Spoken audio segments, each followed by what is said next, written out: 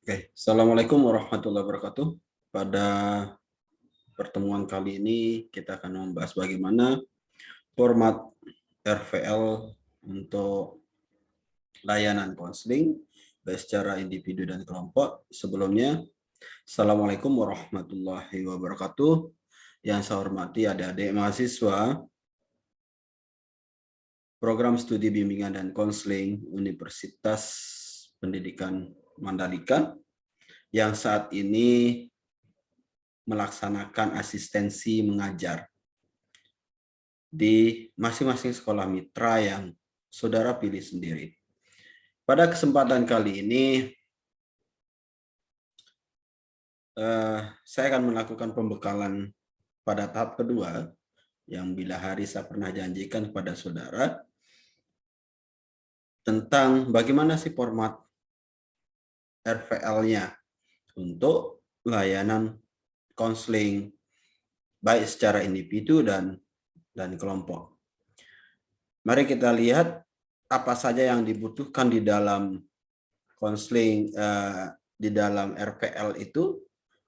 Ini adalah yang saya sajikan saat ini adalah bentuk RVL yang hanya satu lembar, ya. Yang kebetulan RVL saat ini tidak sama dengan RVL yang tahun-tahun lalu. Tahun-tahun lalu itu bisa sampai 4 lembar, 5 lembar. Cuman sebelum saya menyampaikan ini, bahwa saudara harus paham betul apa yang tuntutan-tuntutan yang ada di RVL itu sendiri. Selain tuntutan-tuntutan yang ada di masing-masing materi, ya, atau masing-masing topik pembahasan yang akan saudara berikan nanti kepada siswa, saudara perlu ingat juga di sini apa sih yang dibutuhkan di dalam RVL itu harus benar-benar dilakukan, benar-benar dipersiapkan. Misal salah satu contoh, ya, ini adalah salah satu contoh RVL, ya. Ini rancangan pelaksanaan layanan konseling individu, ya. Entah itu atau konseling individu atau kelompok, ini bisa sekolahnya di sini, misalkan di SMA atau SMP, ini saya hanya memakai nama sekolah SMA Mandalika misalkan. Diingat kop sekolahnya bukan kop universitas, ya, yang dipakai sekolah kop sekolah mitra yang saudara gunakan. Semester genap, ya, semester berapa sekarang di tahun pelajaran 2020-2021. Nah, di sini identitas, ya, identitas sekolahnya itu seperti apa? Satuan pendidikan apa namanya? Ya.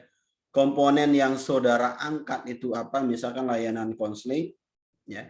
Komponen layanan konseling, bidang layanannya apa? Apakah bidang layanan pribadi, sosial, belajar dan karir, itu silahkan diberikan klasifikasi, ya, di situ. Nah, topik layanan. Kalau kita melihat dari topik layanan mengatasi pikiran irasional di sini, tentu di sini adalah masalahnya adalah masalah pribadi. Nah, teknik layanannya apa? Bagaimana bentuknya? Ya, perubahan pernyataan konseling, ya, perubahan pernyataan konseling di dalam teknik kognitif, ya, REBT misalkan. Ini adalah teknik layanannya, ya. Kelompok tekniknya adalah kelompok kognitif, karena di REBT itu dibagi menjadi tiga teknik, ya, dari behavioral, kognitif, dan di situ ada 3 teknik yang mana yang akan saudara gunakan. Apakah gunakan afektifnya, emotifnya, emotifnya, ada kognitifnya, dan behavioralnya yang ada di REBT itu sendiri. Tapi perlu diingat bahwa di dalam proses konseling itu saudara benar-benar paham tentang tahapannya, bagaimana tahapan di masing-masing teknik konseling itu. Misalkan di teknik REBT saudara harus paham belum bagaimana dari belief-nya, attention-nya, ya. Belief, attention-nya seperti apa, dan bagaimana konsekuensinya di situ, dan bagaimana saudara melakukan dispute sehingga nanti ada ada new feelingnya di situ. Ya, ini atau disfig yang disebut dengan teori ABC di situ kalau di RBT itu. Nah, kelasnya di kelas berapa saudara akan melakukan? Mohon maaf, di sini bukan kelas 8 kalau di SMA itu. Di sini adalah kelas 11 di situ. Di situ adalah kelas 11. Mohon maaf, ini bukan tadi yang saya tulis ada kelas 8, sini seharusnya SMP. Di sini ada kelas 11. Atau misalkan ada yang dapat di SMP atau MTS di situ. Karena di dalam tuntutan mata kuliahnya saudara mampu membuat video nantinya, video proses layanan konseling baik itu secara individu dan kelompok. Jadi saudara punya bahan ini. Nah, alokasi waktunya berapa menit itu tergantung dari saudara melakukan proses konseling.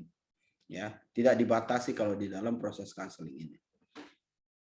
Nah, apa tuh yang harus saudara susun adalah tujuan layanannya. Tujuan layanannya apa? Ketika kita mengetahui bahwa topik yang akan kita angkat itu adalah mengatasi pikiran irasional dari klien atau siswa, tujuan layanannya harus benar-benar kita lihat di situ.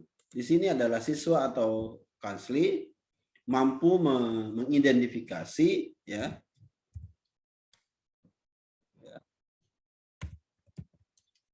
Konsli mampu mengidentifikasi berbagai pikiran irasional yang dia miliki di situ. Yang berikutnya adalah bagaimana siswa atau konsli itu mampu mengklarifikasi, membuat klasifikasi terhadap pikiran irasionalnya yang sering muncul. Apa saja bentuk pikiran irasionalnya yang sering muncul di siswa, harus mampu mereka membuat klasifikasi ya. Sehingga nanti dia bisa menganalisa bagaimana akibat dari pikiran irasional yang muncul. Misalkan terdapat di sini setelah diklasifikasikan ada 3 kelompok di situ bentuk pikiran irasional yang sering muncul. Apa akibat dari masing-masing kelompok itu?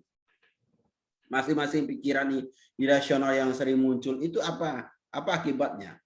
Misalkan si pikiran irasionalnya yang sering muncul A, bagaimana akibatnya A itu? Misalkan yang kedua, klasifikasi yang B, apa akibatnya? Di situ harus bisa menganalisis bagaimana akibat-akibat dari pikiran irasionalnya. Dan yang tujuan terakhir adalah tentunya di sini adalah tujuan keberhasilan dan tidaknya sebuah proses konseling itu dilihat dari siswa itu mampu untuk mengganti pikiran-pikiran yang irasional tadi menjadi rasional, ya, atau nanti di new feeling-nya di situ. Nah, metode dan alat. Metode ini bisa kita gunakan dalam bentuk daring atau luring, ya. Silakan nanti saudara akan membuat itu di sekolah itu sendiri. Bagaimana saudara membuat metodenya dalam proses konseling itu, apakah saudara akan gunakan dalam bentuk daring ya atau offline, ya silakan.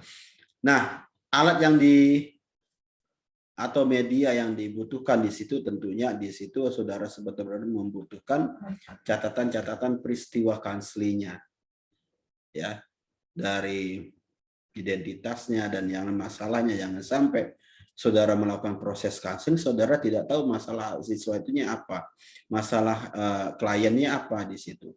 Dari nama orang tua dan yang lain, tempat tinggal dan yang lain yang mendukung dalam proses konseling itu sendiri.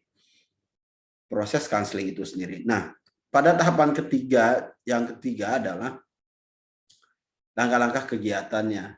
Nah, di sini saudara harus mampu membuat, ya, yang pertama, ya, tentunya tidak terpisah dari tahapan-tahapan proses konseling itu sendiri atau langkah-langkah proses konselingnya.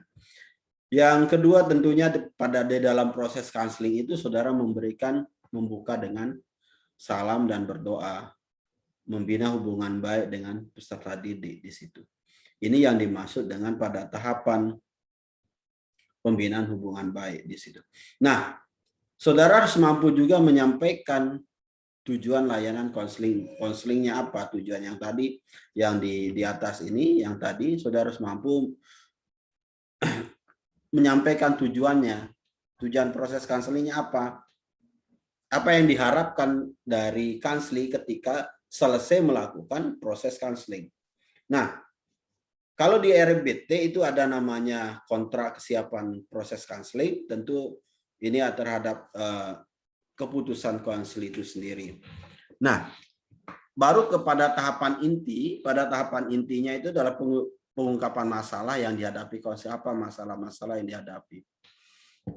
Di dalam pengungkapan masalah ini tentunya kita membutuhkan banyak teknik, banyak cara yang harus kita lakukan di situ.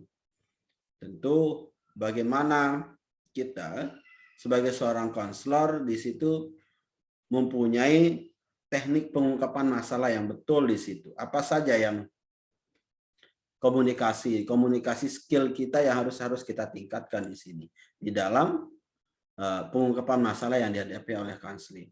Nah, kita identifikasi pikiran irasional yang dihadapi oleh konseling. Tentunya di sini kita hanya sebatas mengidentifikasi, ya, mengidentifikasi dan baru kita konfirmasi kepada konseling. Apakah di dalam pikiran-pikiran irasionalnya itu yang muncul itu seperti ini, seperti A, seperti B, itu silahkan.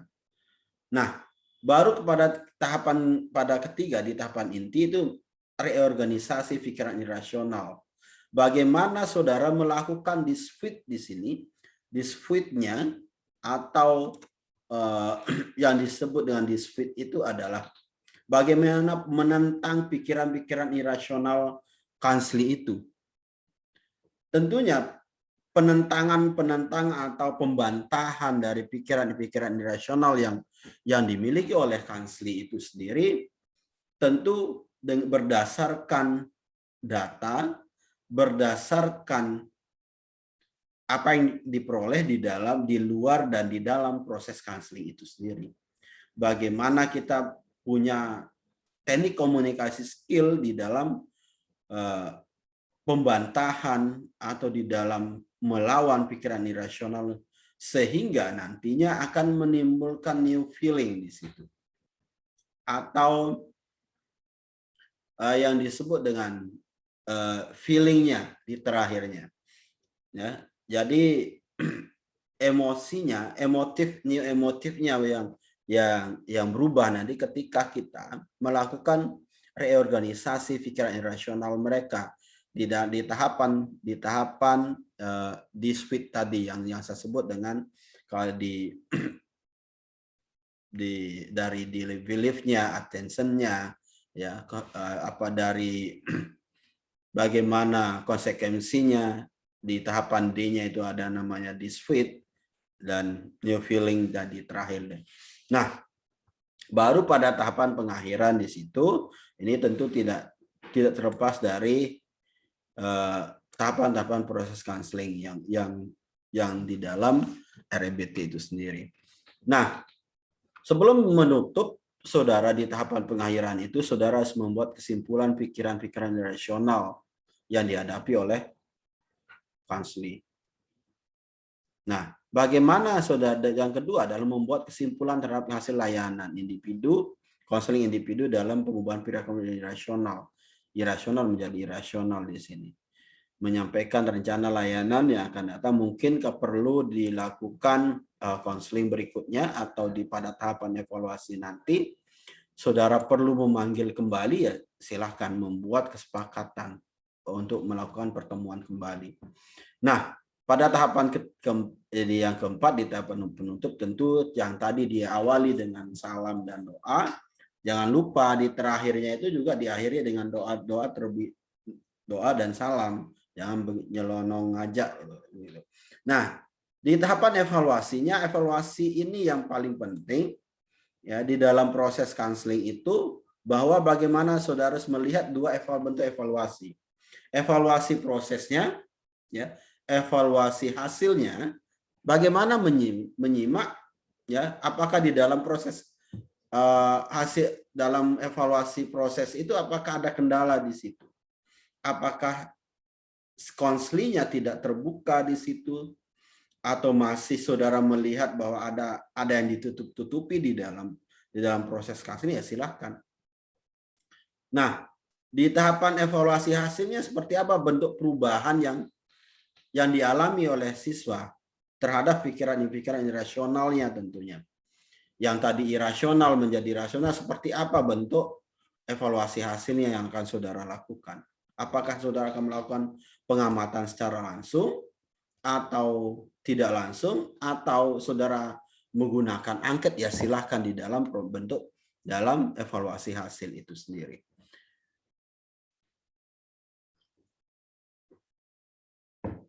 Nah, jangan lupa di RVS itu akan muncul di sini. Misalkan dibuat di Mataram, atau ini ditulis sesuai dengan lokasi saat saudara berada di asistensi, nama, NIM, jangan lupa. Dan cukup mengetahui koordinator BK-nya siapa di situ. Kalau tidak ada koordinator BK-nya atau guru pamong di situ, ya, itu yang mengetahui siapa namanya, NIP-nya berapa, kalau ada NIP-nya, ya, koordinator. Kalau tidak ada koordinator BK-nya, misalkan tidak ada guru pamongnya, koordinator BK-nya, siapa yang BK-nya di situ, biasanya kalau memang tidak ada di antara guru BK-nya tidak ada atau guru pamong saudara yang ditunjuk oleh sekolah, bisa ditulis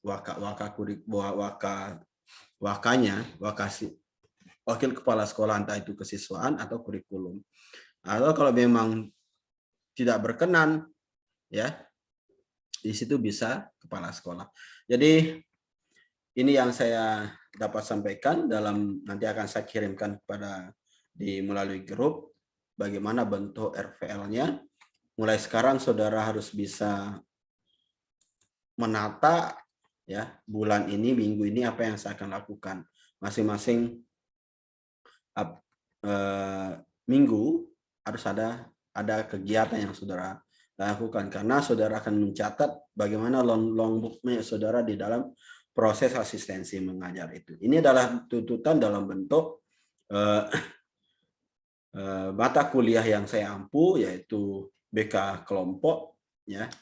Jadi silahkan saudara pelajari, ya, bagaimana bentuk apa-apa yang akan saudara lakukan di dalam masing-masing mata kuliah itu. Apakah minggu ini apa yang saudara lakukan, ya. Tapi diingat, di dalam tuntutan mata kuliah itu sendiri ada namanya laporan, baik itu laporan dari bentuk video itu konselingnya, ya, ada perbatimnya dan yang lain, ada dokumentasinya dan video pada saat saudara melakukan proses konseling.